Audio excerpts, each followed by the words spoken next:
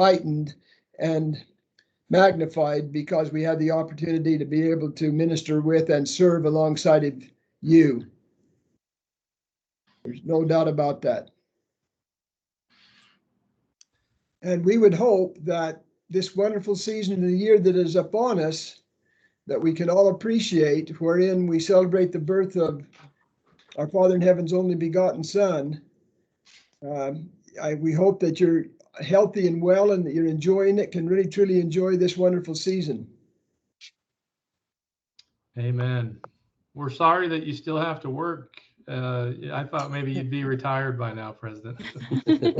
Around this office, I think they wish I was retired, but they're still very kind to me. They let me have an office. They let me do some billings. They let me sign some checks. So they're very, very kind to me. And it's something that I really enjoy because it's really a good environment here. And I'm working among a good number of family members as well. That's great. All the families doing well? Everyone sort of managing the pandemic okay? Yes, pretty much so. Most of you all are aware of our son Tyler. For some of you, you would have been there when he came over. He and Jennifer and brought their little son Sanders with him, with his new little baby, when they came over. And Tyler had as you know, was in an automobile accident when he was about 18 years old, 17, 18 years old, and it left him a quadriplegic. And of course, he's still that way. And periodically, he does have some issues with pressure type sores and has been to Salt Lake a few times for some operations. And one of those operations, they finally found out that it hadn't really healed up and it had gotten infection for about 10 or 12 or 14 inches down his leg. And so they decided that, hey, they had to go in and do a major surgery on him, which they did. And he was in the hospital for 4 or 5 days, and they did the testing on him, and they said he had COVID. And he said, I can't have COVID. He said, I had it already, and I'm over it, and I've been vaccinated. So he said, and they said, well, we think you do have COVID. We ought to send you up to the 4th floor where we put all of our COVID patients. He didn't want to do that because being a quadriplegic, he doesn't have any real muscle structure in the stomach area around there where he would clear his lungs out if there was a problem. But they took him up on the 4th floor anyway, and he was there just for a day or so, and then he went to a rehab for about 4 weeks. But he's doing very, very well now. So yes, our family is being blessed.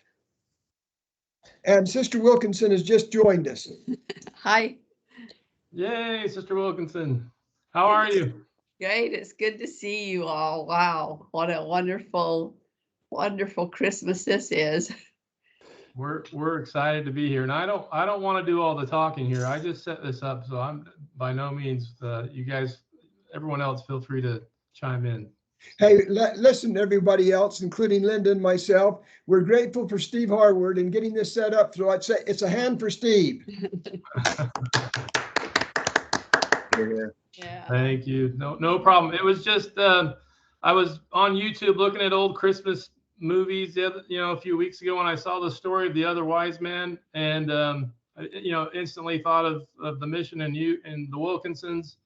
And then I started seeing other friends getting together with their missions and kind of having a little Christmas reunion, if you will. So I thought we'd put the two together and have a nice visit with you.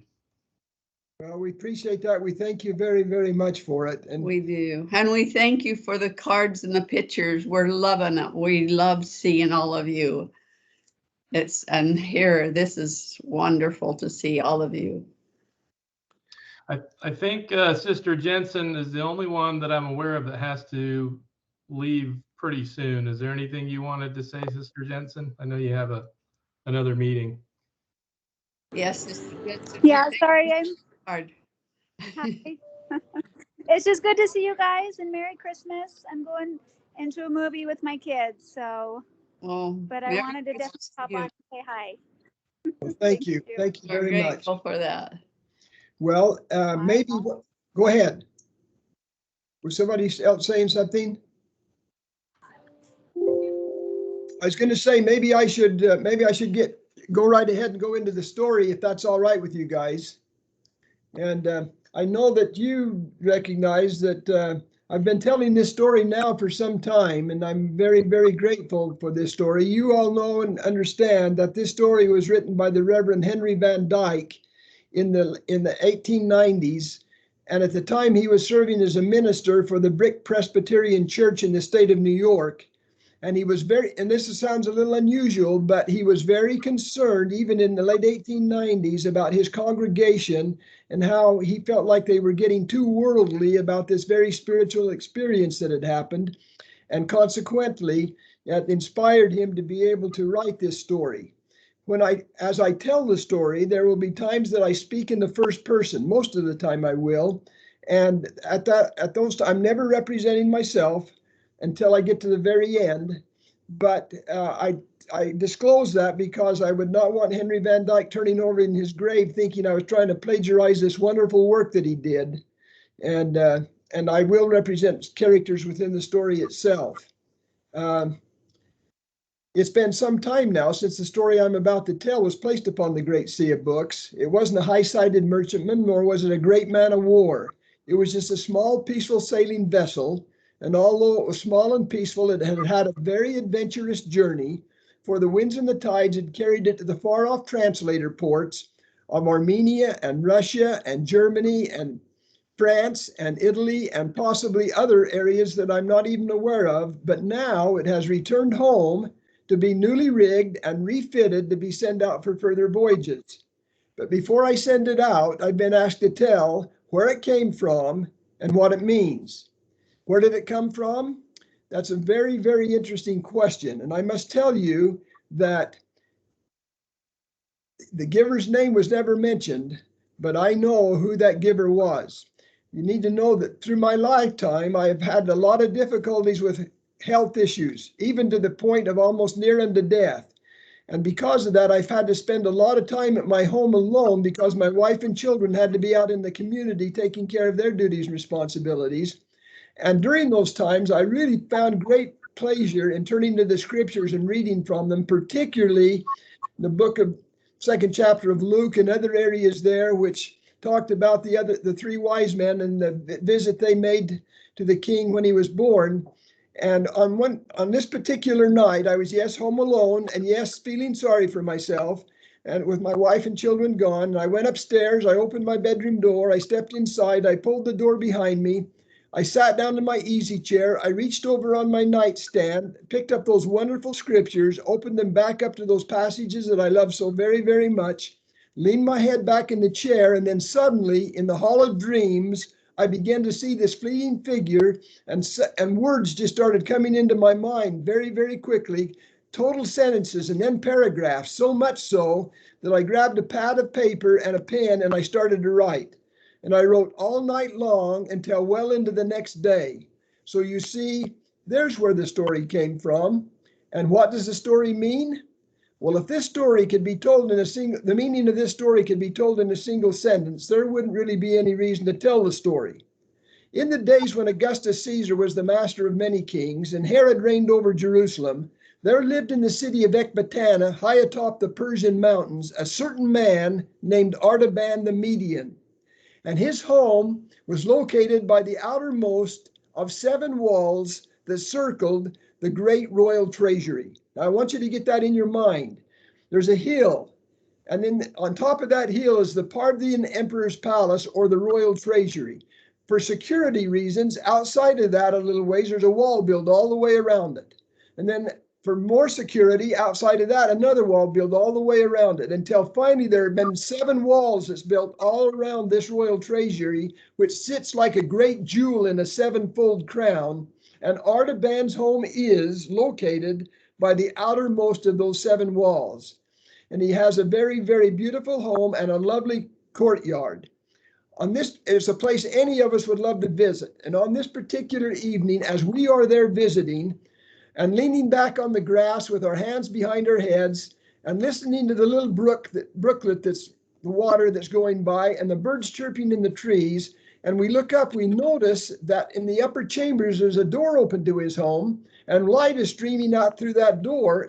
And as we look more closely, we see that there's a tall, dark man about the age of 40, dressed in a white, pure wool robe draped over a silk tunic that has black flowing hair. He has on the top of his head a tall pointed cap that has side lapels on it that hang down across his black flowing hair. We also see that he has a broad gold band around his neck, which marks him as a Parthian noble. And he has the brow of a dreamer and the mouth of a soldier, a man of inflexible will, but very sensitive to people's feelings. On this particular evening, as he is standing there, he's there for a specific purpose. And that's to greet friends that he's invited to come to his home that night. How are you, Abdus? It's good to see you, Tigraneus and Rhodapsis and Abgarus. And he greeted all of them. And we noticed that each of them had these robes of the ancient priesthood of the Magi they were all dressed in, with the gold band around their necks, until there was 9 total men, including himself, in the upper chambers of his home.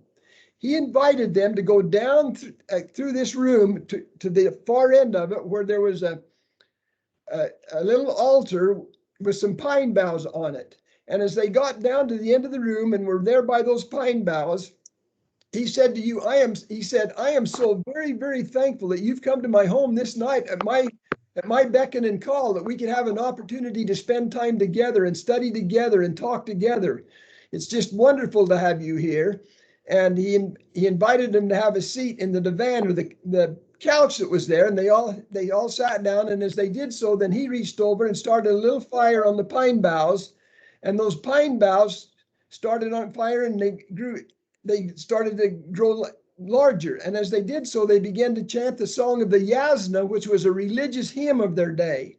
And as they chanted that, they chanted louder and louder. And as they did so, the fire got larger and larger, almost as if the fire could understand the words of the hymn. And then as they concluded, Artaban said, we are so grateful for the light, and we're grateful for this fire. And we think that it represents truth, and it understands what it is that we are singing. And you know that ourselves, all of us, love to study the stars. And we know that there's going to be a great light that's going to appear in the heavens to mark the birth of a new king, which is going to be just wonderful. And Rhodapsis says, wait a minute, Artaban. He said, yes, we do tell the people that. We let them understand that. But those of us in this room all understand that the darkness is always going to equal the light. Artaban was startled. He had never heard Rhodapsis say something like that before. And he said, well, that great light will come. And he turned and looked at his father, the venerable Abgarus, and he said, Father, surely that light will appear. And his dad nodded his head and he says, yes, son, it will come. And with renewed determination, Artaban continued on, and he said, please understand that myself and Caspar Balthazar have been studying the writings of Daniel, which we love to study, and studying those stars. And we have determined in our calculations it will be this very year that great light will appear in the heavens and mark the birth of the new king. And we're so excited about it. In fact, he said, I have sold many of my possessions. And he reached into his robe, he drew his hand out, he thrust it forward, and in the palm of his hand he had a ruby, a sapphire, and a pearl, and they were beautiful. And he said, I'm going to take these as my gifts to the new king when he is born. And our 3 colleagues are going to be waiting for me at the Temple of the Seven Spheres so that we can make the journey together to be able to find him. And after the light appears, they'll wait for me for up until midnight of the 10th day, and then we'll be prepared to make the journey. And I've invited you here tonight so that I can invite you to make this journey with me. And Rhodapsis said, why, Artaban, you're nothing but a dreamer. And I promise you, if you make this journey, you will not find the king, and you'll waste a lifetime. And I have a lot of responsibilities that I should be taking care of, and I must go. And he got up and left. And Artaban's heart was just sank. He just felt so badly about this. He'd never heard Rhodapsis say these things before. And he knew that Melchior, Balthazar, and Caspar and himself had all studied this, that this was going to happen. And then Tigraneus stood and he said, Artaban, I have to agree with Rhodapsis. I tell you, you're nothing but a dreamer. And I promise you, if you make this journey, you're not going to find this king and you're going to waste your lifetime. Besides that, you know that I've just been elected to the royal treasury. And with that responsibility, I have lots of duties I need to be taking care of. And I can't be running off on some journey, not knowing where we'd go, how long we'd be gone, and abdicate those responsibilities. And I must go. And he turned and left. And then Abda stood and he said, Artaban, I have to agree with Rhodopsis and Tigraneus. Please listen to me. Don't be making this journey. But he says, you also know that I have a brand new bride at home. It would not be right for me, again, going off on some journey, not knowing for how long or where we're going, and leave that bride at home alone. No, I must go and be with her, and I must go. And he left. And finally, they had all gone except for Artaban and his father Abgarus. Abgarus looked at his son, tears just streaming down his cheeks, looks of doubt in his mind. And he went over to his son and he put his arms up around him and he hugged him. And then he stepped back and he looked up into his face and he said, son, let me tell you this. It would be better for you to make this journey and never find the king than to not make it and always wish you had. And oh, how I wish I could make this journey with you. But at my age, I do not think I could withstand the rigors of such a journey, and I must stay here. But you need to know this. My prayers will be with you every single day. I love you so much. And he reached up and kissed his son on the cheek, and he turned and left. And now Artaban was left all alone in the upper chambers of his home, with all these doubts going through his mind, tears streaming down his cheeks. He walked out into the veranda, and he looked across the rising embattlements of crimson and purples and golds and silver to the Parthian emperor's palace that sat like a great jewel in that sevenfold crown, with all these doubts in his mind, thinking he had made a grave mistake. And as he did so, he looked up into those heavens that he loved so much, to study those stars and look at them again.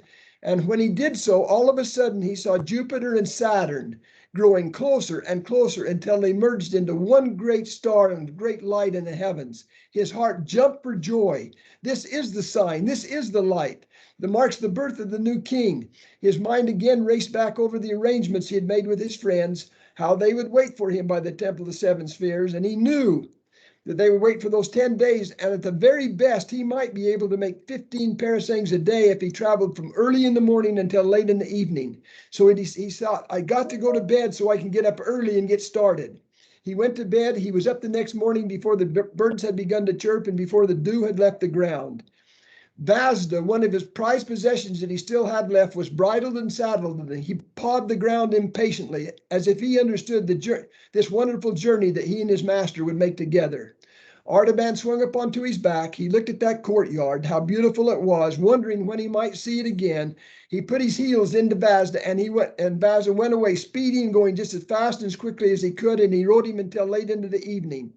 Vazda was very tired and hungry, and so was Artaban, was tired and spent and hungry. He swung down off of the horse. He made sure that he fed him and he watered him and he put him down to bed before he took care of any of his own needs, because that's the kind of man he was. And every day he was up early and rode until late into the evening, until finally at the end of the 10th day, they drew up under the battered walls of Babylon. Artaban thought he knew that he ought to go into Babylon and water Vazda and feed him and let him rest a little while and do the same for himself, but he dared not, because it was still some distance before they would get to the Temple of the Seven Spheres, and he thought he must hurry on. And so he urged Vazda further, and Vazda was not now running fast and swiftly. He was very tired. The countryside was strange to him, and he was picking his steps very carefully. And then suddenly, Vazda just paused and stopped and trembled, as if he sensed some kind of danger. And Artaban thought, oh, now what is it? Another delay. And then with that, he looked through the dusk, the dim light, and he could see a date palm. And under that date palm, there was a form or a figure. He swung down off his horse. He hurried over. He leaned down and looked, and it was a Hebrew exile who had been killed and just left there for dead. And Artaban knew that he must leave him to the ancient burial of the priesthood of the Magi, which means that if we came by there sometime later, we would see nothing but the white parched bones on the desert floor. And he turned to leave. As he did so, there was a kind of a gurgly sound, and something caught at the hem of his robe. He turned back and looked. The man had caught his robe and had a hold of it. He was not dead. He was alive. Artaban felt this great resentment well up inside of him, as he thought about this important journey that he must make, and he should not be delayed, and he had to hurry to reach his friends. But he could see that this man was in need. He went to Vazda, got some water that he had on his horse, and he brought it back to him. And he gave it to the man. And he took this leather pouch off of his belt, because in that leather pouch he had some herbs, and he was one of the physicians of his day. He took those herbs out and he gave them to the man, and finally the man, with eyes brilliant, wide open, looked at this stranger that had been so kind and good to him, and he just thanked him and said, "Oh, I'm so grateful for what you've done."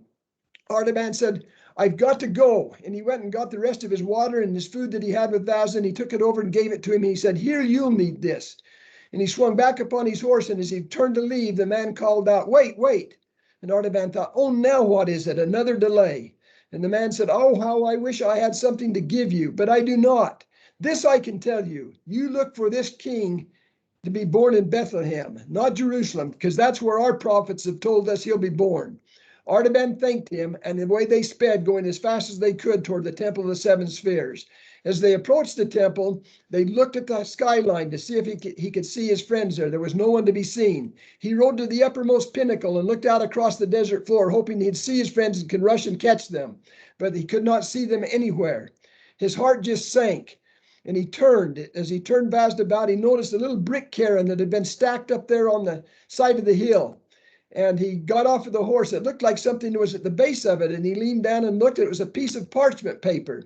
He picked it up and unfolded it and read, "Our dear friend, we waited for you well past the hour of midnight. We could wait no longer. We've gone into the desert to make this journey. Please hurry quickly after us and catch us, and we'll make this journey together."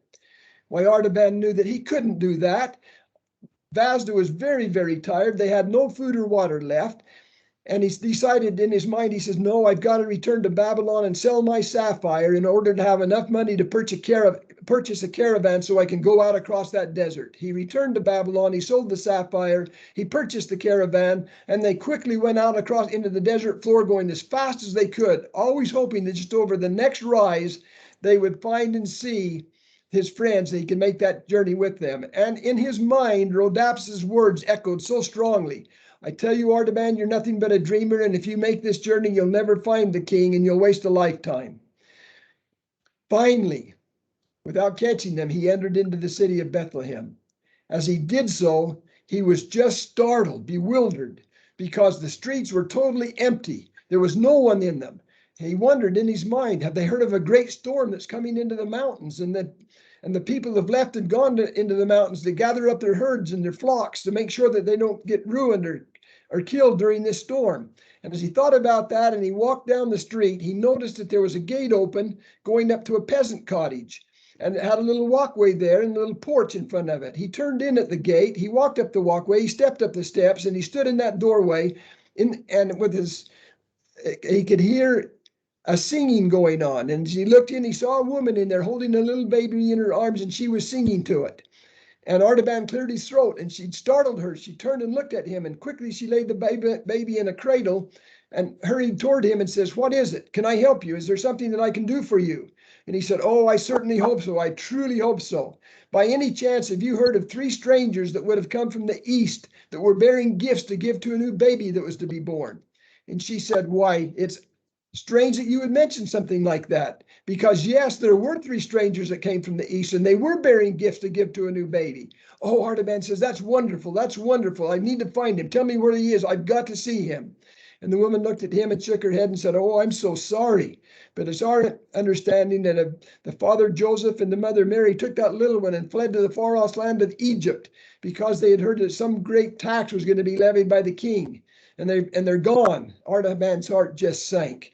She looked at him and said, "Oh, you look so tired. You must have had quite a journey. Please come in and have a seat here at my table, and I'll give you some porridge." He came in, he sat down. She went to get the porridge, he looked in the cradle at that little one. He leaned down to look at it, and as he did so, around his neck he had a gold chain with a pendant on it, which marked him as a follower of Zoroaster.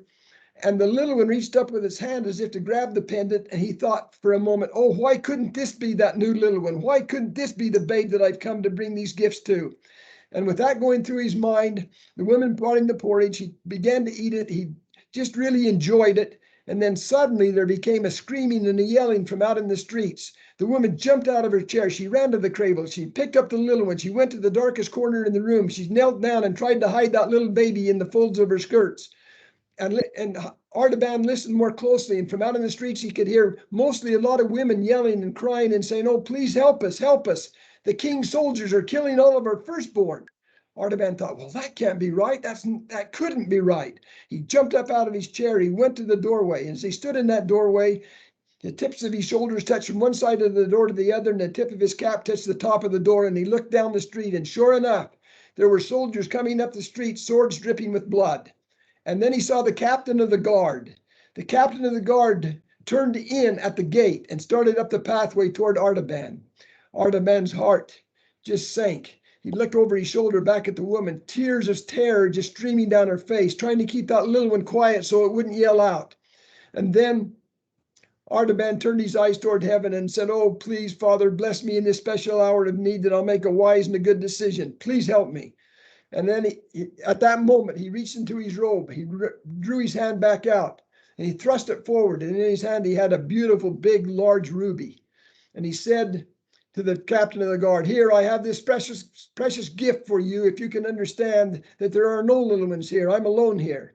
And the captain of the guard reached out, snatched that ruby out of his hand, turned and yelled over his shoulder, "Go on down the street, go on. There are not any children here." And he turned and left.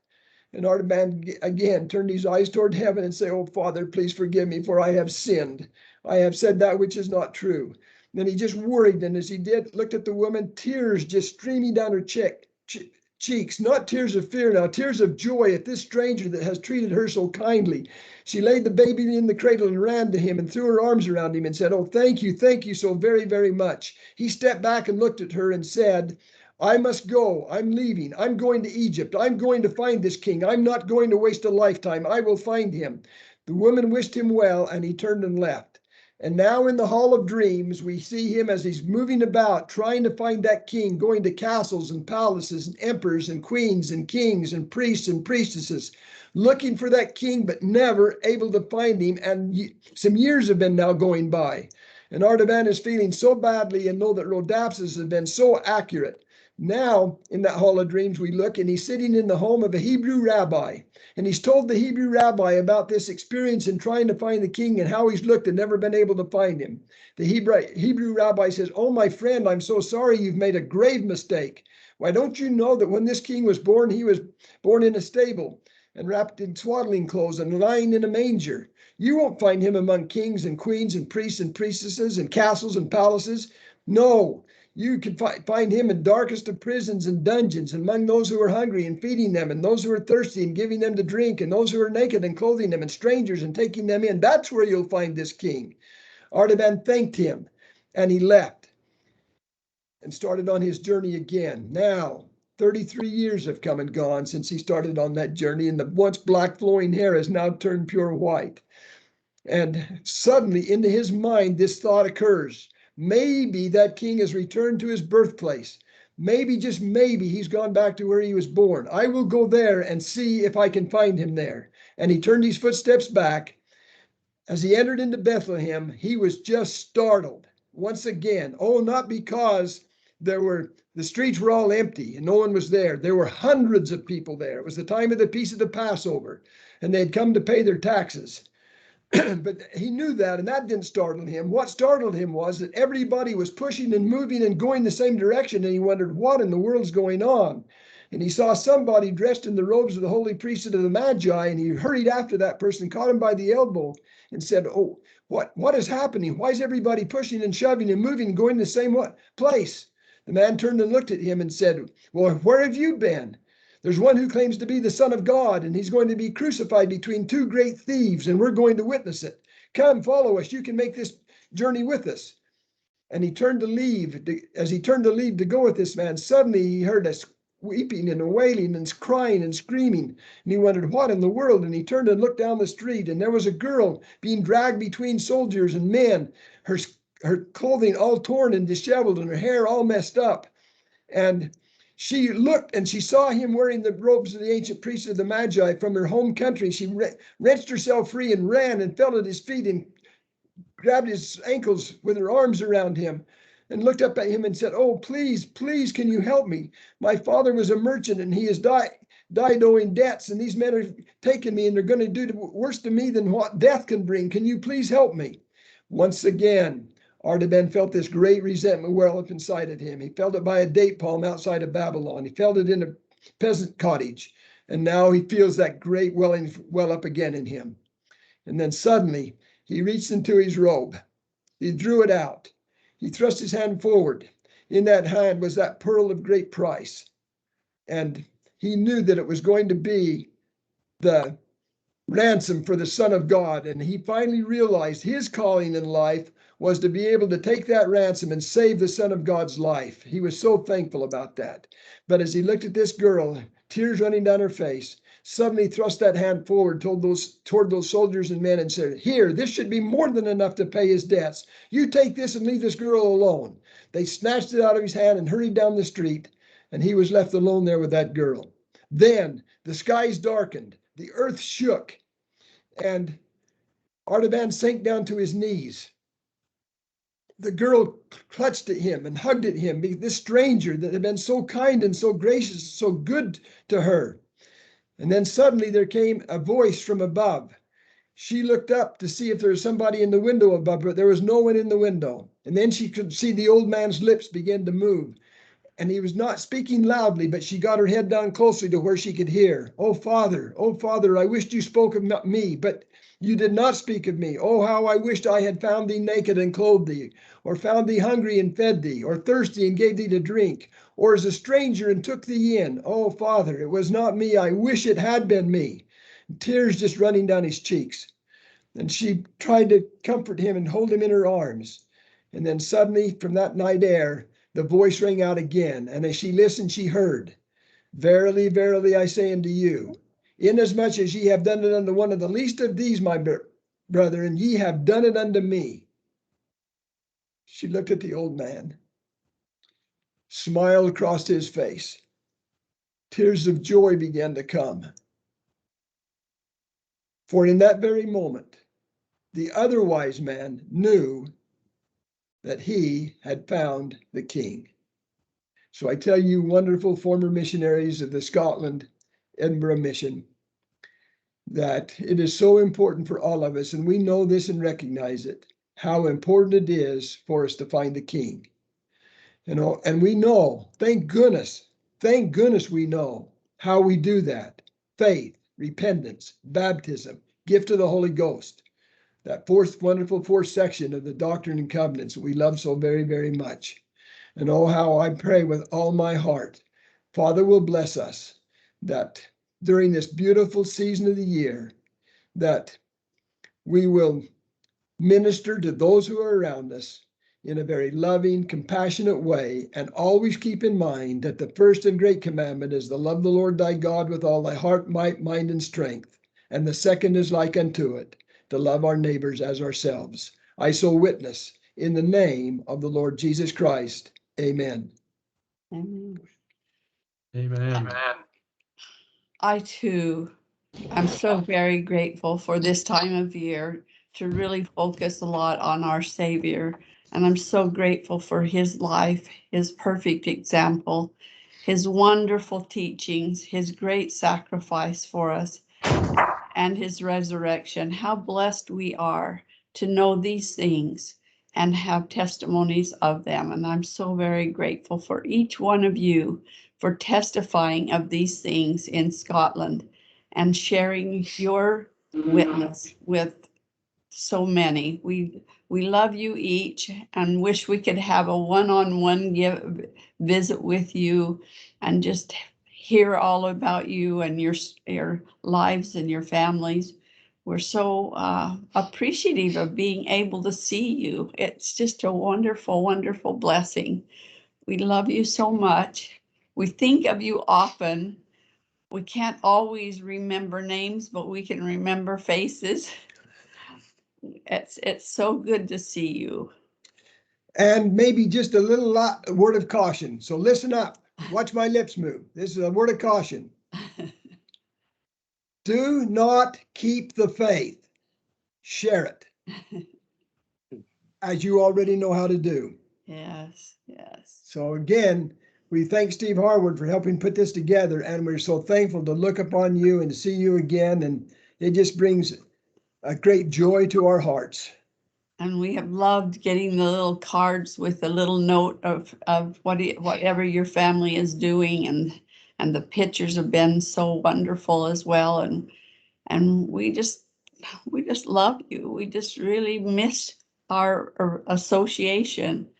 And you know, our daughter and her husband were over there in Scotland the year after we came home, and they began to learn to love the Scottish people, and so we have a lot in common with them.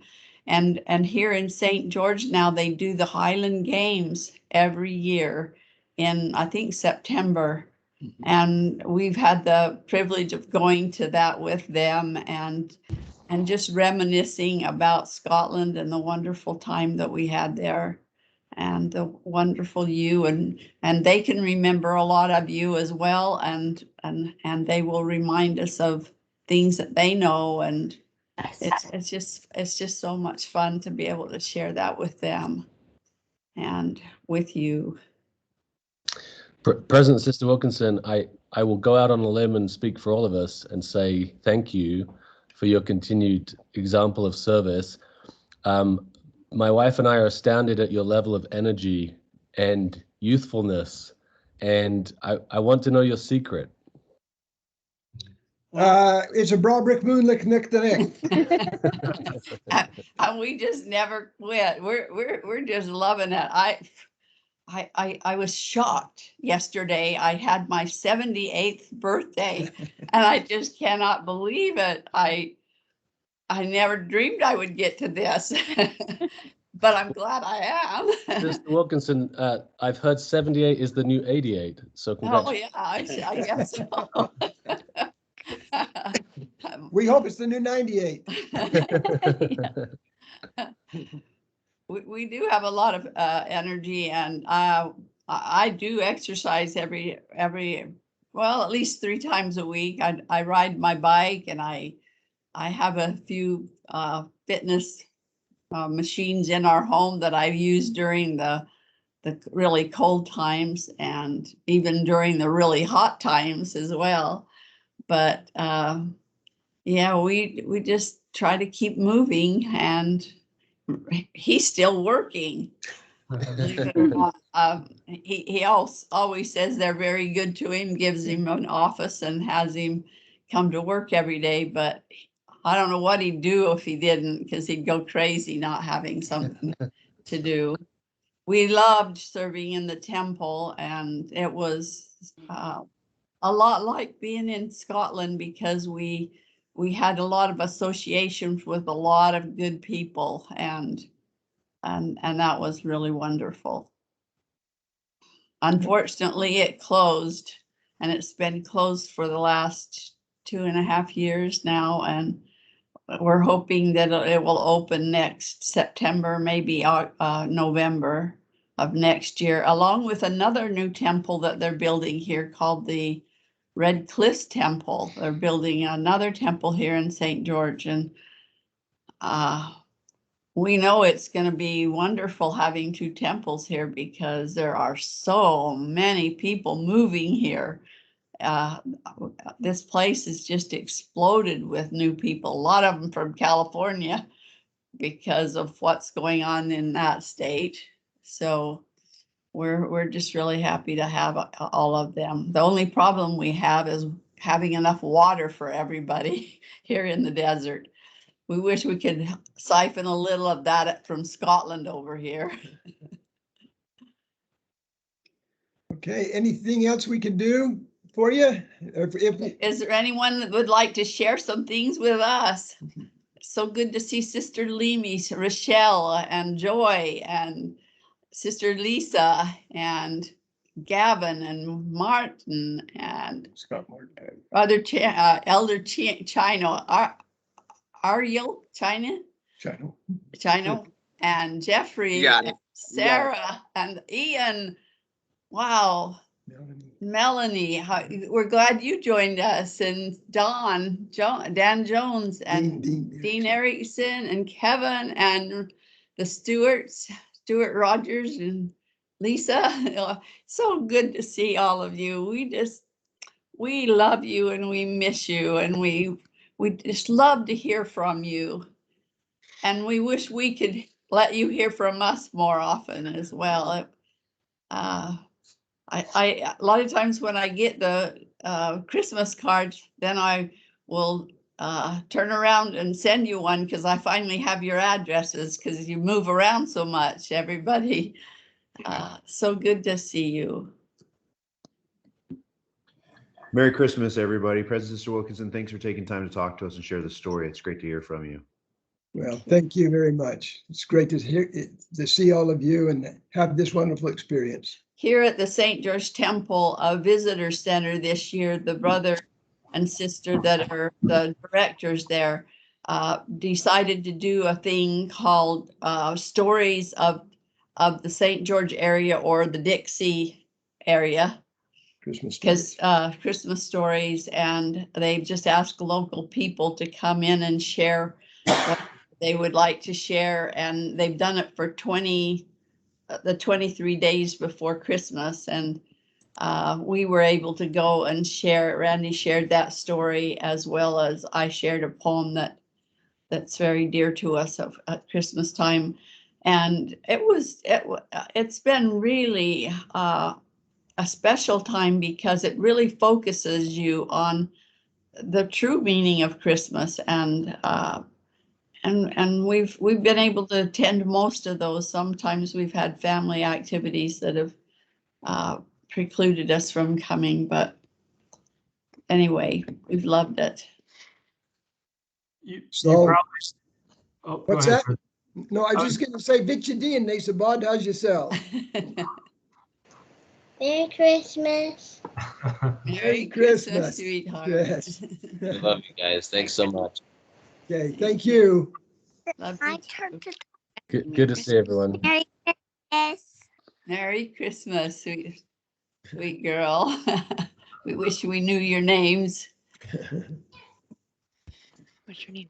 So I guess we're signing off. Huh? Your mom's Melanie. We can see that. Yeah. Yeah, it was great to see everyone, and thanks again, President, for reciting that for us. It's been almost 20 years, I guess, for most of us, right? And Sister Wilkinson probably has the Other Wiseman memorized as well by now, I would think. But in fact, our son, when he was in Mexico, he would share it at Christmas time. He'd heard it so many times. Yeah. Well, we'll have to do something again next year. Yes. Absolutely. Thank you so much, Steve, for doing this. We really appreciate it. Steve, you're on the hook every year now. You know that, right? And we appreciated getting together on the different Zooms I think it was last summertime. Yeah. Yeah, that was wonderful. Very good. We hope you've all survived the COVID in your families. It's such a frustrating disease, isn't it? Yes, it is. But it's really a sign of the times we're in, isn't it? Yeah. But we're staying hopeful and positive, aren't we? One day at a time. All right. Yeah. Very good. Okay. Thank you, President. See you later. Merry Christmas. Love you both. Bye. Thank you. Love you. Bye. Bye-bye. Take care. It's so good to see you.